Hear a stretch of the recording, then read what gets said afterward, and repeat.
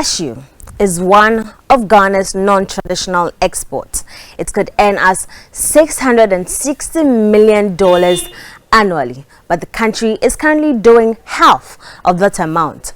Today on Food Chain, we'll look at cashew nut, the whole value chain from farming to processing, and looking at tapping into the export market. My name is Emma Davis. Please stay with me.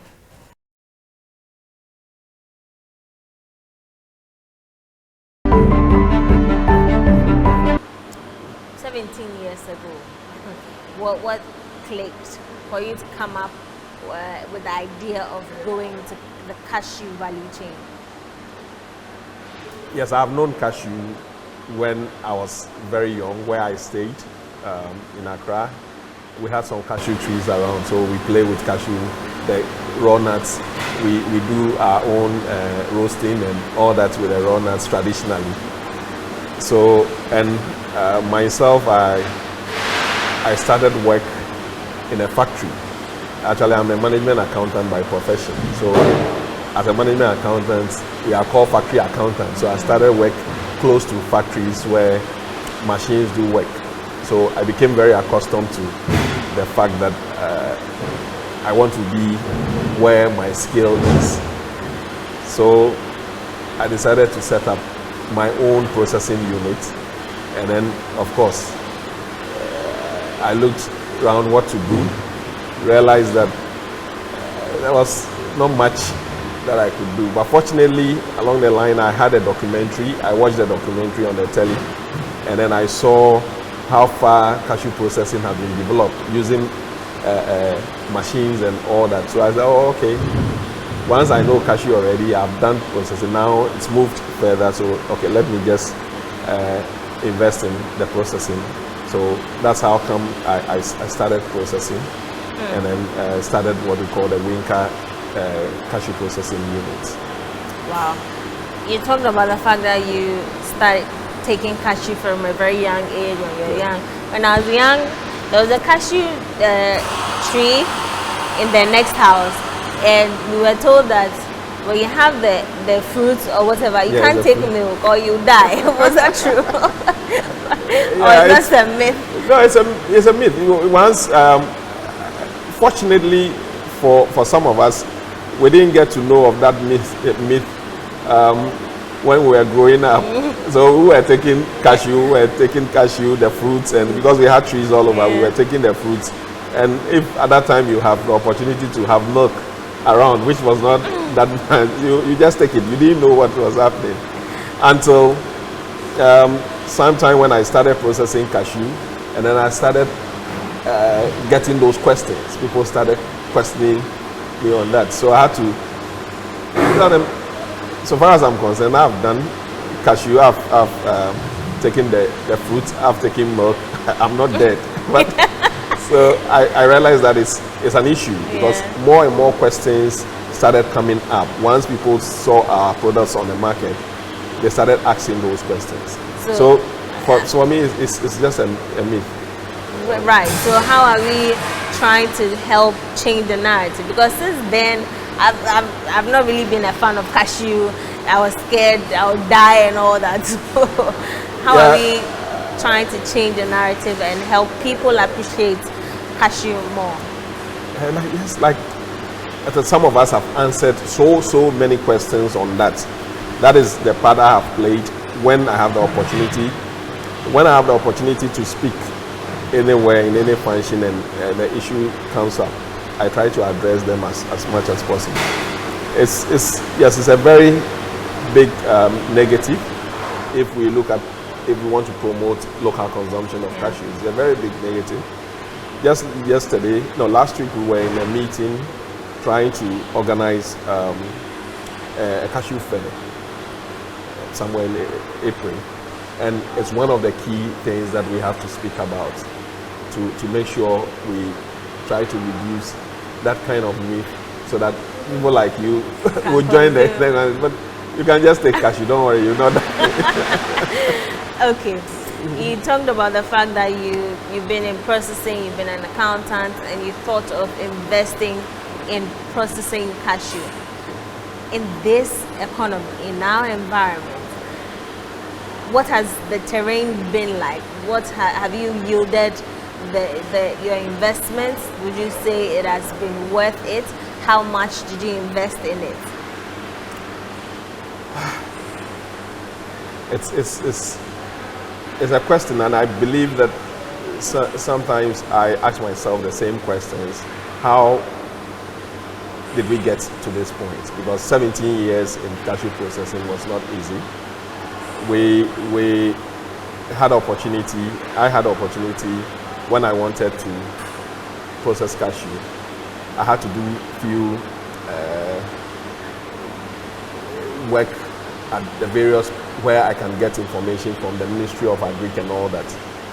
So I started with a little knowledge, apart from what I know from. I started with a little knowledge, but once I decided that that's where I want to be, all the resources that I was getting from doing my accounting work, my management accounting work, I was just putting them into them. So I started purely by raising my own funds, and then started that. Along the line, I realized that it is tougher than that, because you needed to set the structures that are large enough for you to have your processing well organized if you want to get to that point. And then the issue came up. Money, investing, the right kind of money. There are funds all over the place, but the right kind of money, the appropriate kind of financing was the problem.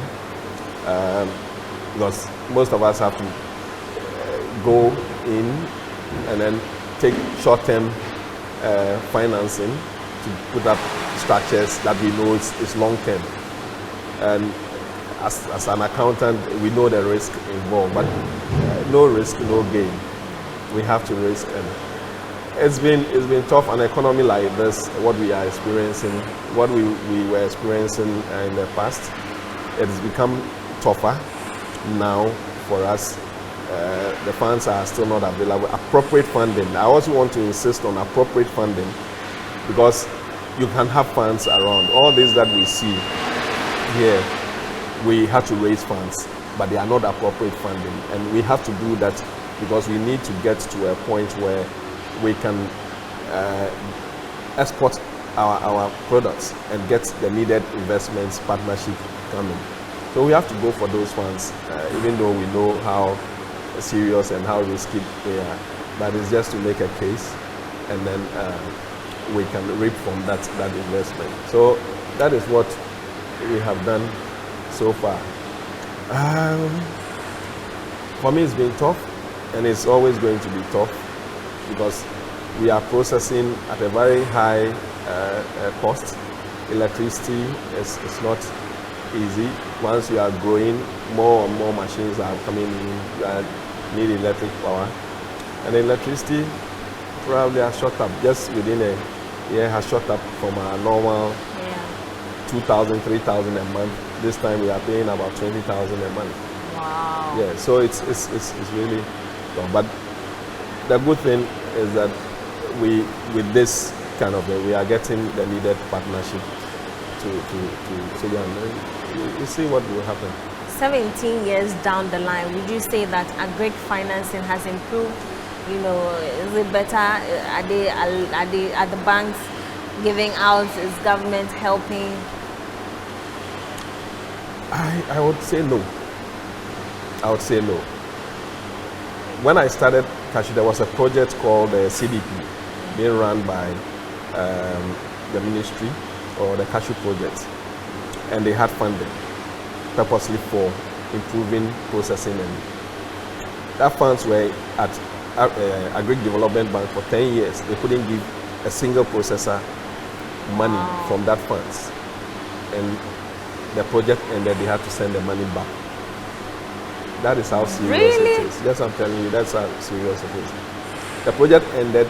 They didn't give a single processor money, because the processor had to provide a collateral that they don't have. And it has continued. You go to the commercial banks, the rates they are quoting, you probably have to kill yourself to be able to get funds from them. And aside that, yes, some of us have to go out there and look for private funding, which is quite expensive. But what that one gives you is the money is available at the time you need it, and then you use it and then try to reap the revenue. For commercial banks, you go, bring this, bring this, bring this. When you needed the money, by the time they are even ready to take a decision, it's gone. We are in the cashew industry where time is of essence because our raw material is time bound. Yeah. You miss the time, forget about it. So I would say it has not improved. It has not improved that much. If anything at all, it has worsened. I know some efforts are being put in place because a friend tells me now the banks are open to learning what the real agric situation is so that they can fund them there. That effort, yes. Well, there are other interventions that now I have some information of the other interventions that is coming from governments with the World Bank project and all that. We hope that can come and help relieve, especially the sectors and the trade-off value chains they want to work with. Would you say that's what led you to go into a partnership? Do you have a partner, a foreign partner to be precise? Yes, we have a foreign partner from the US. I wouldn't say that led us into them. It has always been the plan that once we get to a point, we want to get to a point where we can attract these foreign investments to come in and partner us. So that was the agenda, and God being so good, we got to that point, and then we had a partner last year and signed an agreement with them for 10 years of partnership. So that's a good thing that came to us. Let's talk about the markets. Is the market for cashew nuts friendly, both locally and international? I think so. I think so. The market for the kernels, cashew kernels, is huge. Huge outside that's on the international market. Now, how do we compete? Because there are other big players, big countries investing in cashew processing and reaping the benefits. How do we then compete with our comparative advantage? Because we are in Africa, the chunk of cashews are consumed in America and Europe. Aside India that consumes their own cashew, they are consumed in America and Europe, and it's shorter from here to America and Europe. So we have comparative advantage to send our cashews to America and Europe than what the Asians have. How do we compete with the kind of processing costs that we are saddled with? So that is the plan. The market is huge. The domestic market, we have been on the domestic market for 17 years. It's not that big, even though it's profitable. It used to be very profitable when we started, but now we have a lot of cashew brands on the market, roasted brands on the market. So the market is becoming choked. So each factory is only selling small volume because that market is not big. So you have small volumes that you are selling, and that's sometimes that's the frustrating part. So we have to work hard to open up the market. Like you, for instance, I have to be a disciple to get you to start eating cashew so that we can open the market, and then all of us, lots of people out there like all of us can, we can. So those are some of the challenges that we face on the domestic market. Otherwise, but packaging also plays a critical role. Very. So how are you taking advantage of that as well? Fortunately, I'm happy a lot of companies are moving into better packaging. Now, that's what I see. They are moving into better packaging, and that's what is helping them to sell. So it's getting us there, and then we are getting some international buyers who are around us to be comfortable with the packaging that we have. So it's opened up the market for us. Taking advantage, yes, we have our packaging.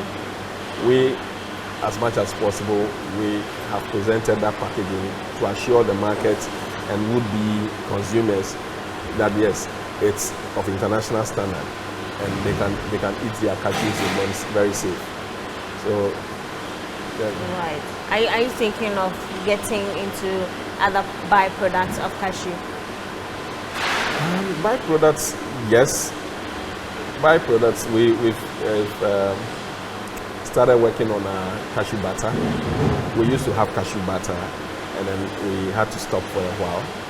We are reintroducing it. We are planning to have a whole set of machines that will process the cashew butter and get more friendly for the users there, because the butter is quite thick. So you need to break it down a little more so it becomes good to taste. So yes, for that. And then we have other byproducts. For now, what we are doing for the shells, once you take off the shells, you take the kernels out, the shells are there that we can process, extract the CNS, or what we call the CNSL. That's cashew nut shell liquid from it, and it's also a product that is exportable. But currently what we are doing is collaborating with another factory that is set up to do that. And we give them our shells, we sell it, and then they are doing it. Yes, in future, we would have to join that train, because the shells you see there forms about 72% of the weight of the cashew we process. So if you don't process those ones, then you are losing out, yes. Right. The African Continental Free Trade Area, how do you plan on, taking advantage of it if you intend to? Okay, I think anything that will help us sustain what we have put in, we are ready to take advantage of that. Yesterday, our management team discussed, I think on a Monday, our management team discussed how we can set up a unit that will purposefully be monitoring all those pointers and then get us the kind of information that we need, and then take advantage of that. So we are already thinking about something like that. And then, because once the issues in the past was you have a product, you have a packaging that you cannot ensure its safety. So you can't take advantage of situations where there will be a long situation where you have to transport these cashews in the packs that you can't guarantee their safety. But once we move on into packaging that is more international and more safe, then that's what we have to do, and that's what we are working towards. Let's talk about your facility. How big is it, and how many people do you employ? Currently, we have an installed capacity of about 1,000 metric tons of RCN shelling, that's raw cashew nut shelling, and that's what we can process.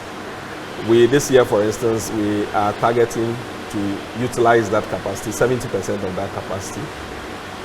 We currently have about 66 workers. About 22 of them are men, with the rest being women. That's 44 being women. So that's what. Employment rates, like in your view, you have employed 66 people. Reduce the employment rate in your capacity or in your corner. Is there a way you think more can be done in this sector to be able to help reduce the unemployment rate in the country? I think more can be done, because we're talking about 1,000 metric ton capacity, employing 66. When I know we actually need close to about 85 workers to be able to man the 1,000 metric tons. We sometimes have to slow down the employment because you're talking about money, payments and all that. So if Ghana, we are saying Ghana has around 230 metric tons, 1,000 metric tons of cashew. Just 1,000 is employing something around 66 to 85. So 230 if you are processing everything. look at the employment that it can generate. So in thousands and thousands of workers can be absorbed into the industry if we are serious about processing the cashew and adding value and benefit from that, both on the employment day and then the foreign exchange that we get. So yes, more can be done. I read on the Ghana Export Promotion Authority's website that the potential for the cashew, industry is around $66 million annually, but we are making about I think 340. Do you foresee a future for the sector? I don't know where they picked which area, whether is it for the raw cashew nuts export or the kernel? I think cashew in a shell. Cashew in a shell. Yes. That means a raw cashew nut. For that, yes, 90% for now. We say almost 90% of our cashews are exported raw. But who is exporting them? The foreigners. Why? How are we going to benefit from the foreigners exporting cashew? There's so many ways they come in, allegedly come in with virtually nothing, and then take facilities here, and then manage to export. So I don't know how we're going to benefit from that. I think we will benefit more when we have purposefully planned Ghana into a state of processing and adding value. You are getting the cashew to be here, you are getting labor employed, government is getting its taxes, you are generating any cashew you process. The value addition, the value that you get is about 1.5 times more than processing selling the raw. So yes, if export promotion says that that is a potential and it's raw cashew, then there are bigger potential when it's processed, and we have to look at that. But I believe yes, there's a huge potential for cashew processing and for value addition in the industry. Very huge. Agro King Limited, in the next 5 years, what's your plan? When I'm asked that question, I always say that we have to hold certain things constant. In the next 5 years, when all things being equal, we are looking at increasing this place to about 3,000 metric ton capacity. That's one of our objectives, to get to 3,000 metric tons, and then increase our product line to about 10 products on the line. And then we are looking at improving our corporate financing issues where we get better financing arrangements, and then also try to set up a system, a whole organization that can live beyond the owners. That's my dream, to set up a system that can live beyond the owners. We are owners, we would waste away one day. But Ghana should benefit from all the efforts that we put in. I'm associated with a lot of organizations in the cashew industry. I have led the Processors Association of Ghana, called the Association of Cashew Processors, as the president for 7 years. Oh. And then I'm also a board member of the Tree Crop Development Authority. And okay. Yes, so from at least from this angle, I am also a commissioner for the Consultative International Council, Cashew Council in Côte d'Ivoire. And then I do some small work to support other cashew factories that are springing up in Africa, in West Africa especially, Sierra Leone. I'm supporting them too there. And those are some of the things that we are putting all our effort in to bring the processing to try and increase our processing capacity within the West Africa sub-region. So we'll need you. We'll need the journalists to talk more about cashew. Most definitely. So that we can put in all the efforts to grow African cashew. We are there to do our bit. The process, especially the processing, the association, need so much support from the journalists. We want to talk about what is happening. We want to talk about our challenges in the processing sector. And our voice are too small. The voice of a journalist and those who write very good stories are louder. But just talking about challenges, aside the finances, what other challenges have you faced in the value chain? For every cashew factory you see, the cost of raw material to process in a year sometimes is the cost is higher than all your machines, and just the raw material is higher than all your machines and the structure you put up. So where are you going to get a collateral? Because your machines, your structure you have cannot even pay for that. So that's one of the challenges we have. So if we are looking for funds and the banks are bring a collateral, then it becomes a problem. But in their defense, as you are an accountant, they need the right documentation. I mean, I've engaged some banks and they say that proper bookkeeping is the challenge with giving finance to the agri sector. You know, as a leader or a former leader of the association, how are you helping your members in that regard so that they can, you know, proper bookkeeping to be able to access finance? Yes, no doubt that it's one of the things I have been working with. Because of my background, I've been working with my colleagues to try and put the right financial management system in place so that it will improve. But we always hear those reasons from the banks.